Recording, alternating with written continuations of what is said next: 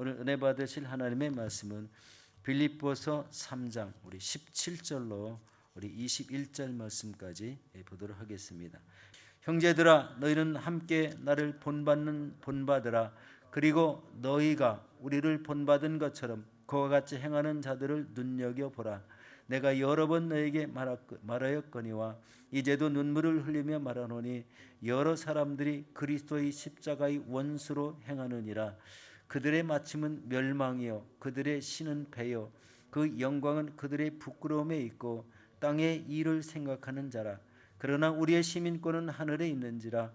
거기로부터 구원하는 자 곧 예수 그리스도를 기다리노니 그는 만물을 자기에게 복종하게 하실 수 있는 자의 역사로 우리의 낮은 몸을 자기 영광의 몸의 형체와 같이 변하게 하시리라.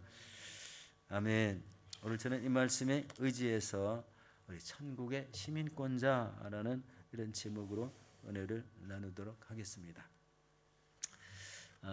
여러분 우리가 신앙생활 이민을 와서 신앙생활을 하며 살아가지만 예수 그리스도를 믿음으로 우리의 신분은 또 다른 천국 백성이라는 신분이 하나 더 생겼죠. 너무나 영광스럽고 좋은 신분이지 않습니까?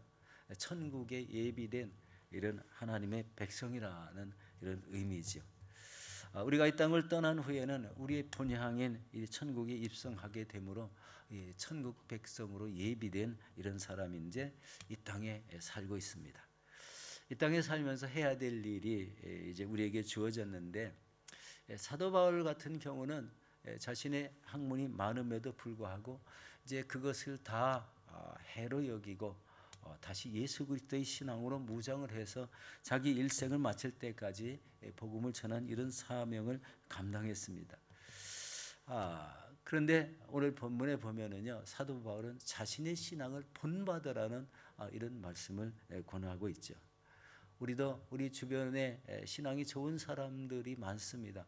그런 성도님들을 우리 본받으며 나가는 것이 은혜가 되고 또 이렇게 함께 이 동질감, 믿음의 사람이라는 동질감이 있기 때문에 서로 은혜를 나누고 서로 권면하는 이런 신앙의 좋은 본보기가 될 것 같습니다. 우리 먼저 우리 너희는 나를 본받으라는 우리 그 사도 바울의 말씀을 나눠보도록 하겠습니다. 우리 17절 말씀을 먼저 보도록 하겠습니다. 형제들아 너희는 함께 나를 본받으라. 그리고 너희가 우리를 본받은 것처럼 그와 같이 행하는 자들을 눈여겨보라. 자, 이 권면이 우리 일상적인 권면같이 느껴지지만 여기에는 참 굉장한 은혜가 있다고 생각이 됩니다. 여러분 이 말씀은 빌립보 성도들에게 신앙의 좋은 모델로 자신을 본받으라는 것입니다. 신앙의 좋은 모델이 있다는 것은요 참 은혜이죠. 저 사람은 틀림이 없다. 똑같은 말을 여러분 반복해도 믿음 안에 있는 그 사람 그리고 하나님을 늘 따르려고 의지하는 그런 믿음이 있다는 것은 굉장히 참 중요한 이런 사람이라고 생각되지 않습니까? 자신을 빌립보 성도들에게 자신을 본받으라는 이런 말을 한다는 것은 참 쉽지 않죠. 나를 본받으라고 하는 사람 믿음 생활하면서 많지는 않을 것 같습니다. 그런데 사도 바울은 담대하게 나를 본받으라 이렇게 말씀합니다. 여러분 사도 바울의 믿음의 자세를 살펴보면요 예수께 붙잡힌 바 된 사람이다라는 거예요. 여러분 예수님께 붙잡혔다고 생각하십니까? 이 말은요 자기 일생을 다 하나님께 맡겼다는 뜻입니다. 그렇지만 믿음 생활하면서 세상의 여러 가지 일들을 많이 감당해야 되는 일도 많이 있지 않습니까?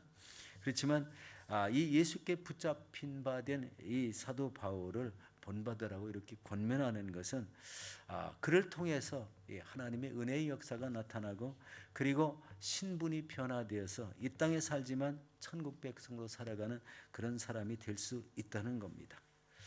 복음을 받아들이면 이런 천국 백성 하나님의 자녀로 살아가는 은혜가 있다는 말씀이죠. 여러분 당시 빌립보 교회는요 율법주의자들이 있었어요. 사도 바울이 본래 믿기 전에는 율법주의자였지 않습니까? 그런데 그들의 가르침을 따르지 말라. 이 권면은요, 스스로 사도 바울이 율법주의자였기 때문에 그들의 권면을 따르면 믿음이 생기지 않게 된다는 거예요. 율법은 정죄하는 거잖아요. 잘못된 것을 지적하고 정죄하고 그리고 구원은 없는 그런 이 율법주의자였습니다. 그렇지만 그런 가르침을 따르지 말고 자신이 예수 그리스도를 본받은 것처럼 바로 자신이 나를 본받으라는 이런 권면을 하고 있습니다. 여러분, 이 말씀은 세상적인 자랑을 일삼는 이런 율법주의자들처럼 이런 어리석음을 자랑하지 말고 그리스도의 복음을 가장 귀한 것으로 여겨서 우리 표대를 향한 이런 목표를 가지고 열심히 달려가라는 그런 말씀이기도 합니다. 여기서 너희가 우리를 본받은 것처럼 그와 같이 행하는 자들을 눈여겨보라는 이 말씀은, 현재 사도 바울은 이 감옥에 있지 않습니까? 감옥에 있지만 이제 얼마 후에 우리 빌립보 교회로 돌아갈 에바브로디도와 그리고 디모데를 보낼 예정이므로 그들이 빌립보 교회에 이르거든 그들을 본받으라는 이런 말씀으로 생각됩니다. 주 안에서 변화된 모습을 따르는 그런 신앙을 가진 사람들을 본받으라는 이런 말씀입니다. 여러분, 신앙생활 하면서 누구를 본받고 따르는 신앙을 가지고 있습니까? 저는 우리 선대 목사님의 영향력을 참 많이 받았잖아요. 저는 오자마자 이민 오자마자 첫날부터 이 교회를 다녔는데 선대 목사님의 영향력을 벗어날 수가 없잖아요. 굉장히 저는 선대 목사님의 그 신앙의 본을 많이 따른다고 그렇게 생각합니다. 아무리 피곤하셔도 우리 앉으시는 자리가 있었죠. 요 맨 첫 자리에 앉으셔서 비록 피곤해서 졸기도 하셨지만 그게 너무 은혜스러웠습니다. 그렇지 않습니까? 자신의 믿음의 자리를 지키는 것, 그것을 보기만 해도 은혜가 되는 그런 모습이죠. 그리고 성도님들에게 무슨 일이 생기면 즉시 신방하시는 이런 모습이 있습니다. 또 성도님들에게 이 성령 충만한 신앙을 가르쳐 주셨는데 2달에 한 번씩, 어떤 때는 한 달에 한 번 이렇게 기도원에 가서 부르짖는 이런 신앙생활을 통해서 모두 다 성령 받게 하고 방언 임하고 은사가 임하고 이런 신앙이 우리에게 본이 되었어요. 이 믿음 생활을 하는데 가장 필요한 요소가 무엇인지를 우리 손수 실천해 주셔서 이 성령 충만해서 교회가 뜨거워지고 열정을 갖게 하고 이 복음 전파가 순식간에 이렇게 오세아니아 전역에 보급되게 하는, 퍼져나가게 하는 그런 역할을 하게 하셨습니다. 구역 예배, 지구역 구역 예배가 활성화됐죠.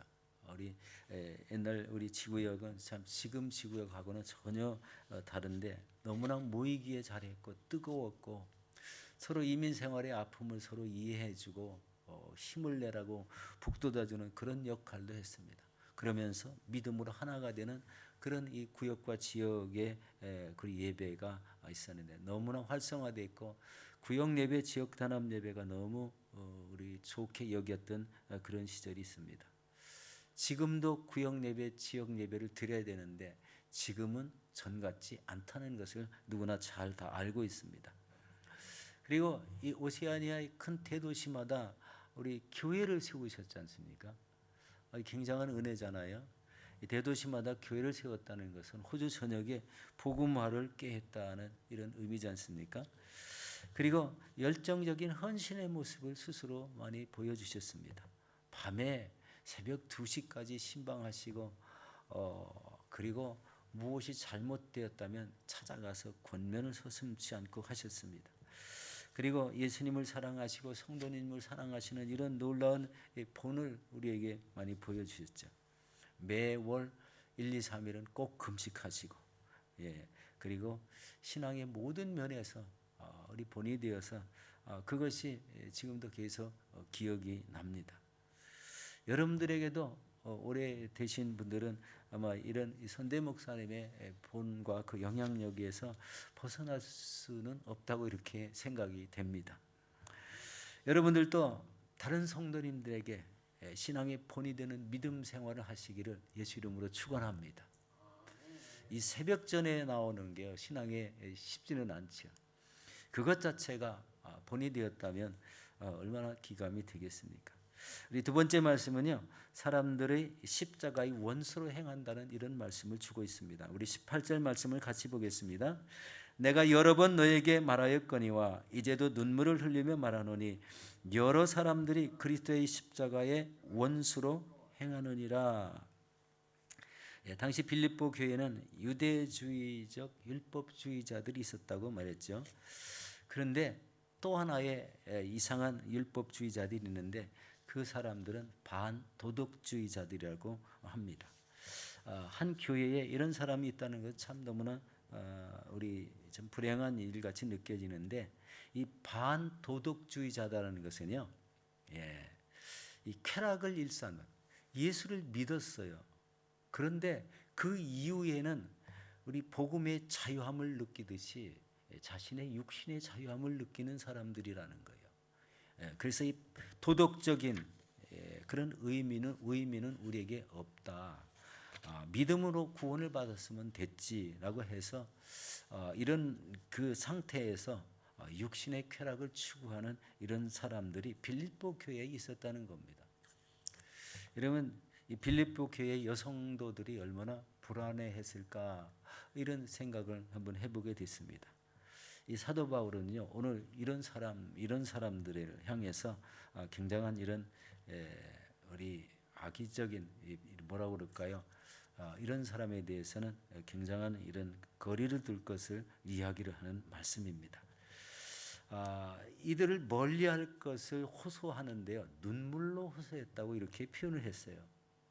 얼마나 안타까우면은요, 그런 사람들을 눈물로 호소했을까?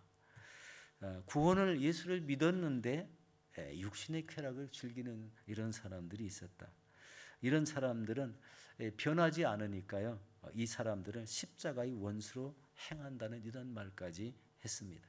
여러분, 십자가의 원수라는 것은요, 성도는 자기를 십자가에 못 박고 십자가를 지고 주님을 따르는 자인데 오히려 자기를 구원해 주신 그 십자가에 대한 원수같이 행하는 이런 사람들이라는 겁니다. 생각만 해도 끔찍하죠. 십자가에 예수 그리스도께서 십자가에 죽으신 것을 헛되게 하는 이런 자들이라. 그들이 구원을 자기 입으로 구원받았다고 하지만 그들은 멸망을 받을 수밖에 없는 이런 사람이라는 것입니다. 그 말씀을 19절에 말씀하고 있습니다. 같이 보도록 하겠습니다. 그들의 마침은 멸망이요 그들의 신은 배요 그 영광은 그들의 부끄러움에 있고 땅의 일을 생각하는지라. 그들의 마침은 멸망이란 말은 우리 십자가의 원수 역할을 한 사람들이므로 그 사람들의 끝은 영원한 멸망이라는 겁니다. 우리 영원한 멸망이라는 건 참 무섭습니다. 우리 지옥불에 던져지는 이런 모습을 말하는 겁니다. 두 번째로 그들의 신은 배라고 합니다. 우리 배라는 것은 우리 사람의 배죠. 여러분, 음식을 많이 먹으면 배가 많이 불러오잖아요. 이것을 비유해서 인간의 육체적 욕망을 충족시키는 것, 이것을 상징하는 것이 그들의 신은 배에 있다. 이렇게 이 배라는 것은 십자가의 원수들로서 자신의 육체적 욕망만 충족시키는 그런 사람이라는 거예요. 그리고 세 번째는 그들의 영광은 그들의 부끄러움이 있다는 이런 말씀을 하고 있습니다. 그들이 행하는 일은 영원한 부끄러움에 처하게 된다는 이런 말씀이죠. 그리고 땅의 일을 생각하는 자라고 말합니다. 우리는 하나님을 바라보고 하나님의 일을 생각하는 이런 자여야 되는데 땅의 일만, 자신의 것만 추구하는 사람이라는 거예요. 이 땅에 많은 사람들이요, 땅의 일을 추구합니다. 그게 어떤 모습, 땅의 일을 추구해도요 좋은 것이 있어요. 물질을 많이 벌어서 우리 많은 어려운 이들을 돕는다든지 선교를 행한다든지 믿음으로 살면은 그것이 굉장히 유익한데 그렇지 않다는 거예요. 땅해를 생각하는 오직 자신의 육적인 충족만 위해서 살아가는 이런 사람들을 의미합니다. 사도 바울은 그것에 대해서 큰 이 분노를 느끼고 눈물을 흘리까지 이런 사람들하고는 상종하지 말 것을 권면하는 이런 말씀을 주고 있습니다. 여러분, 믿는 사람들의 시민권은 하늘나라에 있습니다. 20절 말씀입니다. 같이 보겠습니다. 그러나 우리의 시민권은 하늘에 있는지라 거기로부터 구원하는 자 곧 예수 그리스도를 기다리노니 라고 이렇게 말씀합니다. 여러분, 예수 그리스도를 믿은 백성들의 진정한 시민권은 천국에 있음을 강조합니다. 성도는 하나님 나라에 속한 자들로서 이 땅에서 하나님의 뜻을 이루어나가는 귀한 사명을 감당하는 자라는 이런 의미가 분명합니다. 이 성도로서 부름받았기 때문에 천국 백성으로서의 사명을 감당해야 되는데 그게 복음 증거의 사명이고 그들의 영혼을 주님께로 인도하는 그런 사명이 있다는 거예요. 이 땅에 교회가 세워진 것은요, 바로 세상과 구별하는 목적도 있지만 세상 사람들을 불러들여서 다시 온전한 성도로 만드는 것이 교회라는 것입니다. 바로 이 진정한 시민권을 가진 변화된 장소, 변화를 일으키는 장소가 바로 교회입니다. 그래서 이 성도는 하나님 나라에 속한 자로서 이 땅에서 하나님의 뜻을 이뤄나가는 귀한 사명이 있다는 것을 아시기 바랍니다. 여러분, 천국에는요, 처소가, 우리가 들어가야 될 처소가 있다는 것을 말씀합니다. 요한복음 14장 1절에서 3절에 보면은요, 내가 너희를 위하여 처소를 예비하러 간다, 이런 말씀을 주고 있습니다. 그리고 예수님이 다시 오셔서 우리를 천국으로 불러들인다는 이런 말씀이죠. 우리 21절 말씀 한번 같이 보겠습니다. 그는 만물을 자기의 복종하게 하실 수 있는 자의 역사로 우리의 낮은 몸을 자기의 영광의 몸의 형체와 같이 변하게 하시리라. 이 말씀은 예수님께서 공중에 재림하실 때 여러분, 우리가 신령한 몸으로 변화되어서 공중에서 주님을 영접한다고 이렇게 말씀하고 있습니다.